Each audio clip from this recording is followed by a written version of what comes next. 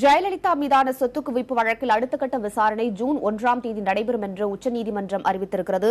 அது குறித்த கூடுதல் தகவல்களை அங்கிருக்கும் டெல்லி செய்தியாளர் மனோஜ் பிரபாகரிடம் நாம் கேட்கலாம். மனோஜ், சொத்து குவிப்பு வழக்கில் உச்சநீதிமன்றம் என்ன வாதங்களை முன்வைத்திருக்கிறது?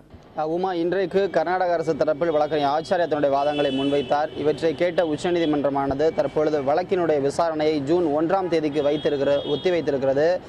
1ஆம் தேதி விசாரணையை பொறுத்தவரைக்கும் ஆச்சாரியாவிற்கு 2 மணி நேரம் தன்னுடைய வாதங்களை எடுத்து வைக்க உச்சநீதிமன்றம் அனுமதி அளித்திருக்கிறது. அதேபோல கர்நாடக அரசு தரப்பு வழக்கறிஞர் துஷ்யந்த் தவேக்கு 1 மணி நேரம் வாதங்களை எடுத்து வைக்க அனுமதி கொடுக்கப்பட்டிருக்கிறது. மேலும் அன்றைய தினம் மதிய வேளையில் நிறுவனங்கள் தொடர்பான வழக்கும் விசாரணைக்கு எடுத்துக் கொள்ளப்படுவதற்கான வாய்ப்புகள் இருக்கிறது. அன்றைய தினமே அனைத்து விதமான வாதங்களை முடிக்க உச்சநீதிமன்றம் ஒரு அறிவுரையையும் உத்தரவையும் கொடுத்திருக்கிறது.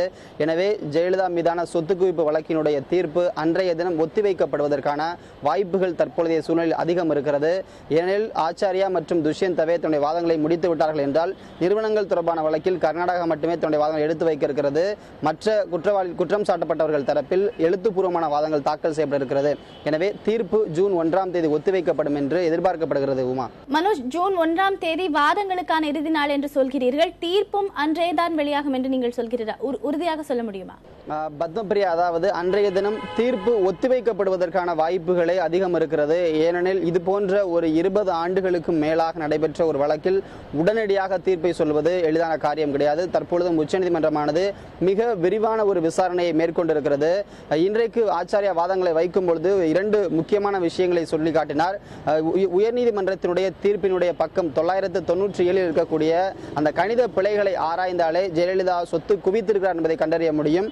மேலும் இங்கு குமாரசாமியினுடைய அந்த தீர்ப்பில் கடன்கள் அனைத்துமே வருமானமாக கணக்கில் எடுத்துக் கொள்ளப்பட்டிருக்கிறது. இது போன்ற விஷயங்கள் முக்கியமாக பார்க்கப்படுகிறது. எனவே இந்த சூழலில் ஜெயலலிதா தரப்பு மற்றும் சசிகலா ஆகியோர் தரப்பில் வாதங்கள் ஜூன் 1ஆம் தேதி வைப்பதற்கான முகாந்திரம் தற்பொழுது இல்லை. எனவே அதனுடைய அடிப்படையில் பார்க்கும் பொழுது ஜூன் 1ஆம் தேதி இந்த வழக்கில் தீர்ப்புக்கான தேதி குறிப்பிடாமல் இந்த தீர்ப்பு ஒத்திவைக்கப்படும் என்று பரவலாக எதிர்பார்க்கப்படுகிறது. பத்மபிரியா.